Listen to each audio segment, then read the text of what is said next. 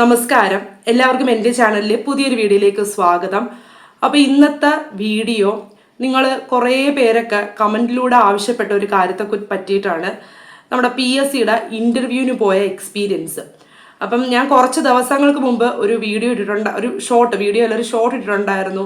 ഞാൻ PSC ഇൻ്റർവ്യൂവിന് തിരുവനന്തപുരത്ത് പോയ ഒരു ഷോർട്ട്. അപ്പോൾ ആ ഒരു ഷോർട്ടിൻ്റെ കമൻ്റായിട്ടാണെങ്കിലും ഒരുപാട് കമൻറ്റ് എനിക്ക് വന്നു. പിന്നെ എനിക്ക് ടെലഗ്രാമിൽ മെസ്സേജായിട്ട് വന്നു, ചേച്ചി ഇൻ്റർവ്യൂവിന് പോയ എക്സ്പീരിയൻസ് ഒന്ന് ഷെയർ ചെയ്യണമെന്ന്. എന്തൊക്കെ ക്വസ്റ്റ്യൻസ് ചോദിച്ചു, അങ്ങനെയുള്ള കാര്യങ്ങളൊക്കെ, പ്രൊസീജിയേഴ്സ്, അങ്ങനെയൊക്കെയുള്ള കാര്യങ്ങളൊന്ന് ഷെയർ ചെയ്യണമെന്ന്. അപ്പോൾ അത് പ്രകാരമാണ് ഞാൻ ഇന്നത്തെ ഈ ഒരു വീഡിയോ ചെയ്യുന്നത്. അപ്പം എനിക്ക് PSCയുടെ ഇൻ്റർവ്യൂ ഓഗസ്റ്റ് 1 ആയിരുന്നു എനിക്ക് PSCയുടെ ഇൻ്റർവ്യൂ. ഈ കഴിഞ്ഞ ഓഗസ്റ്റ് 1 വെള്ളിയാഴ്ച. അപ്പം എനിക്ക് തിരുവനന്തപുരം പട്ടം നമ്മുടെ PSC ഹെഡ് ഓഫീസിൽ വെച്ചായിരുന്നു ഇൻ്റർവ്യൂ. അപ്പം ഞാനും ഏട്ടനും മോനും കൂടാണ് ഇൻ്റർവ്യൂവിന് പോയത്. ഞങ്ങൾ രാവിലത്തെ ആ ഷോട്ടിലെല്ലാം ഞാൻ പറയുന്നുണ്ട്, ഞങ്ങൾ രാവിലത്തെ ട്രെയിനിൽ പോയിട്ട് എനിക്ക് 10 മണിക്കായിരുന്നു റിപ്പോർട്ടിംഗ് ടൈം. എൻ്റെ ഇൻ്റർവ്യൂ 12 മണിക്കായിരുന്നു, പക്ഷേ എൻ്റെ റിപ്പോർട്ടിംഗ് ടൈം 10 മണിക്കായിരുന്നു. അപ്പോൾ അതുകൊണ്ട് തന്നെ ഞങ്ങളവിടെ നേരത്തെ എത്തി. ഒരു 9 മണിയൊക്കെ ആയപ്പോഴേ തിരുവനന്തപുരം എത്തി. പിന്നെ ഞങ്ങൾ 9 മണിക്ക് മുമ്പേ എത്തി കേട്ടോ, കഴിച്ചിട്ട് ബ്രേക്ക്ഫാസ്റ്റ് കഴിക്കണമായിരുന്നുകൊണ്ട് 9 മണിക്ക് മുമ്പേ എത്തി. എനിക്കൊന്ന് 8:30 ആയപ്പോൾ എത്തി. പിന്നെ ഞങ്ങൾ ബ്രേക്ക്ഫാസ്റ്റ് ഒക്കെ കഴിച്ചിട്ട് PSC ഹെഡ് ഓഫീസിലോട്ട് പോയി, പട്ടം. അപ്പം ഞാൻ ആദ്യമായിട്ടാണ് PSC ഹെഡ് ഓഫീസിലോട്ട് പോകുന്നത്. കേട്ടിട്ടുണ്ടെന്നല്ലാതെ ആദ്യമായിട്ടാണ്. നല്ലൊരു അറ്റ്മോസ്ഫിയറൊക്കെയാണ് അവിടെ കയറി ചെല്ലുമ്പം. അപ്പം അവിടെ കയറി ചെന്നപ്പം തന്നെ എൻ്റെ ഒരു സബ്സ്ക്രൈബർ വന്ന് എൻ്റെ അടുത്ത് സംസാരിച്ചു. ആ കുട്ടി അവിടെ എന്തുവായിരുന്നു UPSC ടീച്ചർ പോസ്റ്റിൻ്റെ എന്തോ ഒരു ഇതിന് വന്നേ, UP സ്കൂളാണെന്ന് തോന്നുന്നു, UP അസിസ്റ്റൻ്റാണെന്ന് തോന്നുന്നു, ആ ഇൻ്റർവ്യൂവിന് വന്നായിരുന്നു. അപ്പോൾ എൻ്റെ അടുത്ത് വന്ന് സംസാരിച്ചു. അങ്ങനെ എനിക്ക് കേരള ബാങ്കിൻ്റെ അസിസ്റ്റൻറ്റ് മാനേജറായിരുന്നു. അതുപോലെ വേറെ ഓരോ കാറ്റഗറിക്കുള്ള അതിൻ്റെ മാത്രം ഇൻ്റർവ്യൂ അല്ലായിരുന്നു വന്ന് അവിടെ. പല കാറ്റഗറി, നമ്മുടെ UP സ്കൂള്, LP സ്കൂള്, അങ്ങനെ പല കാറ്റഗറി നമ്പറിനുമുള്ള ഇൻ്റർവ്യൂ ഉണ്ടായിരുന്നു. അപ്പം ആദ്യം അങ്ങോട്ട് കയറിപ്പോയി. പിന്നെ ആദ്യം നമ്മുടെ വെരിഫിക്കേഷൻ എന്ന് പറയുമ്പോഴത്തേക്ക് നമ്മൾ മെയിനായിട്ട് ഇൻ്റർവ്യൂവിന് പോകുമ്പം കൊണ്ടുപോകേണ്ടത് OTV കൊണ്ടുപോകണം. നമ്മുടെ പ്രൊഫൈലിൽ നമുക്ക് കിട്ടുന്ന OTVയുടെ പ്രിൻ്റ് ഔട്ട് കൊണ്ടുപോകണം. പിന്നെ കൊണ്ടുപോകേണ്ടത് ഇൻ്റർവ്യൂ മെമ്മോ. നമുക്ക് ഇൻ്റർവ്യൂവിൻ്റെ കോൾ ലെറ്റർ വരുമ്പം തന്നെ നമ്മുടെ പ്രൊഫൈലിൽ ഇൻ്റർവ്യൂ മെമ്മോ വരും. അപ്പോൾ ഇൻ്റർവ്യൂ മെമ്മോ കൊണ്ടുപോകണം. അതേപോലെ തന്നെ ബയോഡേറ്റ, അതിൻ്റെ എല്ലാം ഫോർമാറ്റ് നമുക്ക് നമ്മുടെ പ്രൊഫൈലിൽ വരും. ഈ ഇൻ്റർവ്യൂ മെമ്മോയുടെയും ബയോഡേറ്റയും എല്ലാം നമുക്ക് ഡൗൺലോഡ് ലിങ്ക് നമ്മുടെ പ്രൊഫൈലിൽ തന്നെ വരും. നമ്മൾ ഡൗൺലോഡ് ചെയ്തെടുത്തിട്ട് ആ ബയോഡേറ്റ എടുത്ത് നമുക്ക് വീട്ടിൽ വെച്ച് തന്നെ ഫില്ല് ചെയ്യാവുന്നതേ ഉള്ളൂ. അപ്പോൾ അത് വീട്ടിൽ വെച്ച് തന്നെ ഫില്ല് ചെയ്ത് കൊണ്ടുപോകണം ആ ബയോഡേറ്റ. എന്നിട്ട് ഇൻ്റർവ്യൂ മെമ്മോ, ബയോഡേറ്റ, OTV, പിന്നെ നമ്മുടെ ഐഡൻറ്റിറ്റി കാർഡ്. ഇപ്പം ആധാറാണല്ലോ നമ്മൾ യൂസ് ചെയ്യുന്നത്. അപ്പോൾ ആധാറിൻ്റെ ഒറിജിനൽ ആധാർ കോപ്പിയല്ല, ഒറിജിനൽ ആധാറും ഇത്രയും കൂടെ ആയിട്ട് വേണം നമ്മൾ ഇൻ്റർവ്യൂവിന് പോകേണ്ടത്.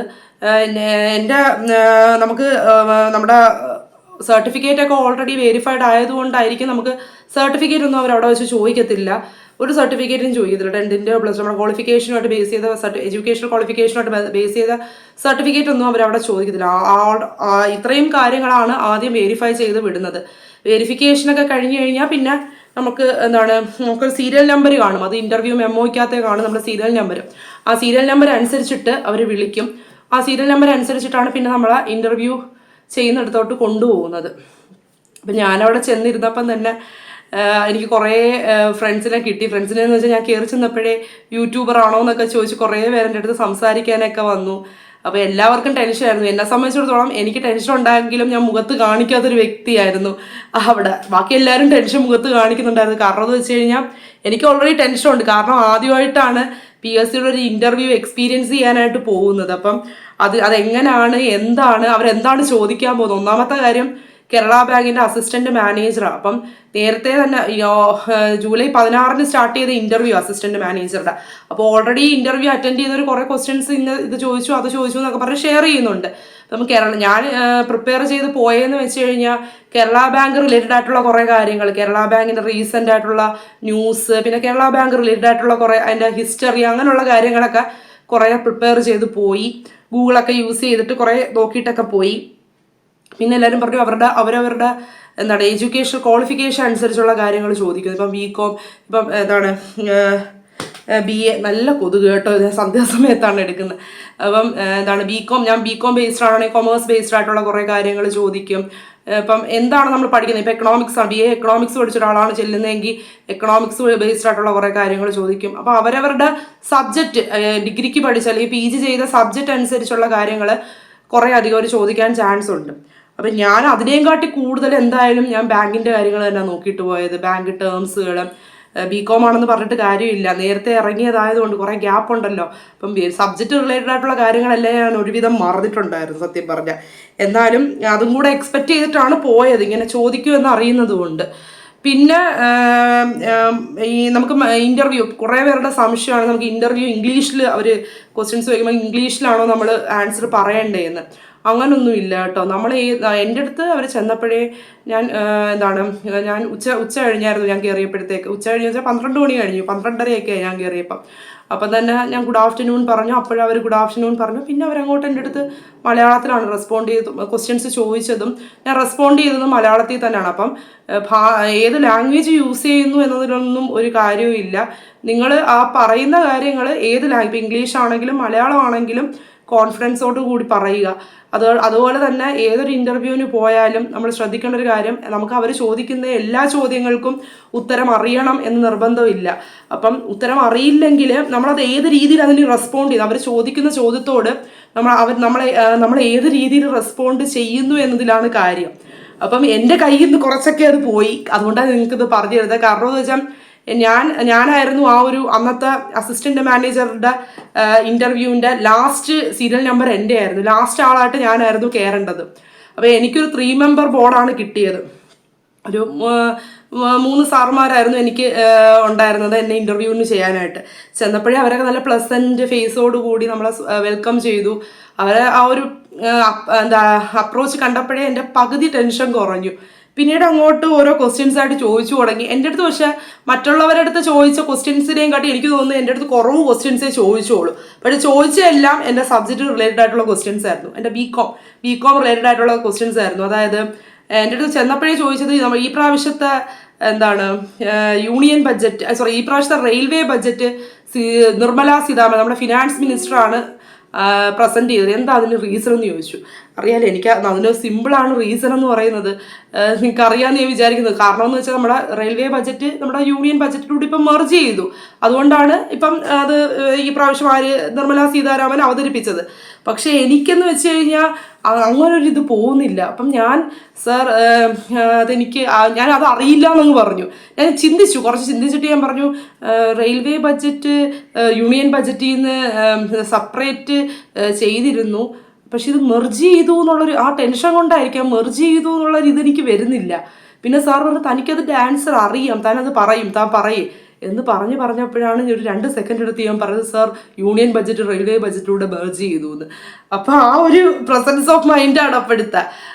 അത് ഈ സിമ്പിളായിട്ട് ആൻസർ ചെയ്യാൻ പറ്റത്തില്ല. പക്ഷേ എൻ്റെ ഫസ്റ്റ് ക്വസ്റ്റ്യൻ അതായിരുന്നു.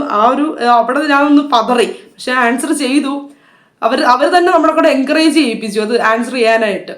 പിന്നെ നെക്സ്റ്റ് ക്വസ്റ്റ്യൻസ് എന്ന് വെച്ച് കഴിഞ്ഞാൽ എൻ്റെ പ്യുവർലി എൻ്റെ സബ്ജക്റ്റ് ബേസ്ഡ് ആയിരുന്നു. അക്കൗണ്ടിങ് പ്രിൻസിപ്പിൾസ്, പിന്നെ എൻ്റെ ഓർമ്മ ശരിയാണെങ്കിൽ കൊളാട്രൽ സെക്യൂരിറ്റിയെ പറ്റി ചോദിച്ചു. ചെക്ക് ഒരു കൊളാട്രൽ സെക്യൂരിറ്റി ആണോ എന്ന് ചോദിച്ചു. പിന്നെ നമ്മുടെ സിമ്പിളായിട്ടുള്ള ക്വസ്റ്റ്യൻ ആയിരുന്നു. പ്രസൻറ്റ് കേരള ഗവർണർ ചോദിച്ചു. പ്രസൻറ്റ് കേരള ഫിനാൻസ് മിനിസ്റ്റർ ആരാന്ന് ചോദിച്ചു. പിന്നെ എല്ലാ സബ്ജക്റ്റ് റിലേറ്റഡ് ആയിട്ടുള്ള ക്വസ്റ്റ്യൻസ് എനിക്കൊന്നും കേരള ബാങ്കിനൊന്നും സംബന്ധിച്ചിൻ്റെ അടുത്ത് ഒന്നും ചോദിച്ചില്ല. പക്ഷേ നമ്മുടെ ഗ്രൂപ്പുകളിലൊക്കെ, നമ്മുടെ അസിസ്റ്റന്റ് മാനേജറുടെ ഗ്രൂപ്പുകളിലൊക്കെ അവർ ക്വസ്റ്റ്യൻസ് ഇന്നത് ചോദിച്ചു എന്നൊക്കെ പറഞ്ഞ് ഷെയർ ചെയ്യുന്നവരുണ്ട്. അപ്പോൾ അവരുടെ അടുത്തൊക്കെ ചോദിച്ചതിൻ്റെ 1% പോലും എൻ്റെ അടുത്ത് ചോദിച്ചില്ല എന്നാണ് എനിക്ക് തോന്നുന്നത്. എൻ്റെ അടുത്ത് പ്യുവർലി കുറേ ബികോം റിലേറ്റഡ് ആയിട്ടുള്ള ക്വസ്റ്റ്യൻ, ബികോം ഈ അക്കൗണ്ടിങ് അങ്ങനെയൊക്കെയുള്ള കുറേ കാര്യങ്ങൾ, മാർക്കറ്റിംഗ് അതുമാകട്ടെ ബന്ധപ്പെട്ട കുറേ കാര്യങ്ങളാണ് എൻ്റെ അടുത്ത് ചോദിച്ചു വിട്ടത്. അപ്പം കുറച്ച് ക്വസ്റ്റ്യൻസ് ഒക്കെ ചോദിച്ചു, കുറേയൊക്കെ ഞാൻ ആൻസർ ചെയ്തു. ആൻസർ അറിഞ്ഞുകൂടാത്തതിന് ഞാൻ അപ്പോഴത്തെ ഇത്രയും ഇയർ ഗ്യാപ്പുള്ളതോട് ചിലതൊന്നും എനിക്ക് പ്രോപ്പറായിട്ട് ആൻസർ ചെയ്യാൻ പറ്റില്ല. അപ്പോൾ എനിക്ക് അറിഞ്ഞൂടാ എന്ന് തന്നെ പറഞ്ഞു. എന്നിട്ട് ലാസ്റ്റ് ബെസ്റ്റ് വിഷസ് ഒക്കെ പറഞ്ഞ് എന്നെ താങ്ക് യു പറഞ്ഞ് ഞാൻ ഇറങ്ങി. അത്രേ ഉള്ളായിരുന്നു. എനിക്ക് വലിയൊരു അവരുടെ ആ ഒരു ഫ്രണ്ട്ലി ഒരു അപ്രോച്ച് കൊണ്ടിട്ട് എനിക്ക് അത്ര അങ്ങോട്ട് ഭയങ്കര ബുദ്ധിമുട്ടായുള്ള ഒരു ഇൻ്റർവ്യൂ ആയിട്ടൊന്നും തോന്നിയില്ല. അപ്പോൾ ഇനിയും PSC ഇൻ്റർവ്യൂ നമുക്ക് കിട്ടുന്ന ബോർഡ് അനുസരിച്ചും കൂടി ഇരിക്കുന്നത്. ഇനിയും PSC ഇൻ്റർവ്യൂ ഒക്കെ ഉള്ളവർ അവരവരുടെ സബ്ജക്റ്റ് റിലേറ്റഡ് ആയിട്ടുള്ള കാര്യങ്ങൾ കൂടുതലായിട്ട് നോക്കിയിട്ട് പോവാൻ ശ്രമിക്കുക. അപ്പോൾ സബ്ജക്റ്റ് റിലേറ്റഡ് ആയിട്ട് അവർ ചോദിക്കാനുള്ള ചാൻസ് കൂടുതലാണ്. പിന്നെ പിന്നെ പറഞ്ഞു കഴിഞ്ഞാൽ നമ്മുടെ ഹോബിയൊക്കെ വെച്ചിട്ട് അവർ ചോദിക്കുന്നത്, റീഡിംഗ് ഒക്കെ വെച്ചവരടുത്തൊക്കെ, ഞാൻ റീഡിങ് വെച്ചിട്ടില്ലായിരുന്നു അതുകൊണ്ട്, റീഡിങ് വെച്ചവരടുത്തൊക്കെ ബുക്സിനെയൊക്കെ പറ്റിയിട്ട് കുറേ ക്വസ്റ്റ്യൻസ് ഒക്കെ ചോദിക്കും. അപ്പം നമ്മൾ ബയോഡേറ്റയിൽ ഫില്ല് ചെയ്യുന്ന കാര്യങ്ങളെ ബേസ് ചെയ്തിട്ടും ഒരു കുറേ ക്വസ്റ്റ്യൻസ് ചോദിക്കാനായിട്ട് ചാൻസ് ഉണ്ട്. അപ്പോൾ അതൊക്കെ എന്താണ്, നമുക്ക് അറിവുള്ള കാര്യങ്ങളാണ് തന്നെ ബോധ്യം ഉള്ള കാര്യങ്ങൾ മാത്രം ഫില്ല് ചെയ്യാൻ ശ്രമിക്കുക. അപ്പോൾ അത്രയേ ഉള്ളൂ. എൻ്റെ PSC എക്സാം ഇൻ്റർവ്യൂ എക്സ്പീരിയൻസ് അത്രയേ ഉള്ളൂ.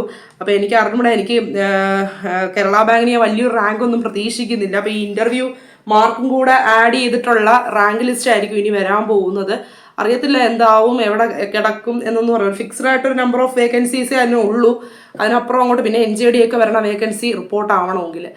അപ്പോൾ അത്രയേ ഉള്ളൂ. അപ്പോൾ എന്തായാലും ഇനിയിപ്പം വരാൻ പോകുന്ന പ്രധാനപ്പെട്ട ഡിഗ്രി ലെവൽ പരീക്ഷകൾക്കെല്ലാം നമുക്ക് ഇൻ്റർവ്യൂ പ്രതീക്ഷിക്കാം. സെക്രട്ടേറിയറ്റ് അസിസ്റ്റന്റ് കണ്ടില്ലേ, സെക്രട്ടറി അസിസ്റ്റന്റിനൊക്കെ 2 പേപ്പറും ക്ലിയർ ചെയ്തവർക്ക് പിന്നെ ഇൻ്റർവ്യൂ ഉണ്ട്. ആ ഇൻ്റർവ്യൂവും കൂടെ കഴിഞ്ഞിട്ടുള്ള ആണ് പിന്നെ റാങ്ക് ലിസ്റ്റ് വരുന്നത്, ഇതേപോലെ തന്നെ. അപ്പം അങ്ങനെ സെക്രട്ടറി അസിസ്റ്റന്റിനൊക്കെ പ്രിപ്പയർ ചെയ്യുന്നവർക്ക് ഒരു ഭയങ്കര എന്താ പറയുക, ഒരു എക്സ്പീരിയൻസ് ആയിരിക്കും, നല്ലൊരു എക്സ്പീരിയൻസ് ആയിരിക്കും. അതായത് നമുക്ക് ഇൻ്റർവ്യൂ എന്താണ് എങ്ങനെയാണെന്നൊക്കെ അറിയാൻ പറ്റിയ നല്ലൊരു എക്സ്പീരിയൻസ് ആയിരുന്നു. ഞാനും അങ്ങനെയാണ് കണ്ടേക്കുന്നത് എൻ്റെ ഒരു ഇൻ്റർവ്യൂ എക്സ്പീരിയൻസ്.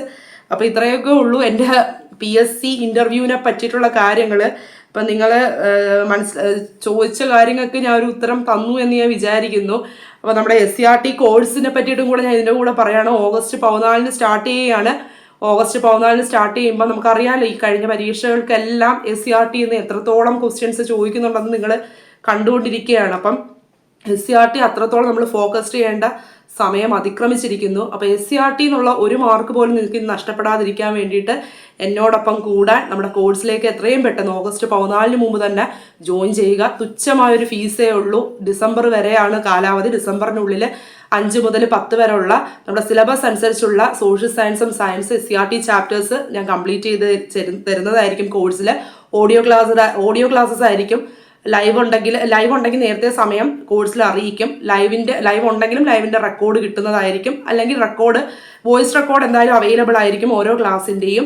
അതിനോടൊപ്പം തന്നെ ചാപ്റ്ററിൻ്റെ PDF മാർക്കഡ് PDF അവൈലബിൾ. ഏത് ചാപ്റ്ററാണോ പഠിപ്പിക്കുന്ന ആ ചാപ്റ്ററിൻ്റെ മാർക്കഡ് PDF അവൈലബിൾ ആയിരിക്കും. അപ്പോൾ കോഴ്സിലേക്ക് ജോയിൻ ചെയ്യാൻ ആഗ്രഹിക്കുന്നവർ എത്രയും പെട്ടെന്ന് കോഴ്സിലേക്ക് ജോയിൻ ചെയ്യുക. ഓഗസ്റ്റ് 14 നമ്മൾ വ്യാഴാഴ്ചയാണ് കോഴ്സ് ആരംഭിക്കുന്നത്.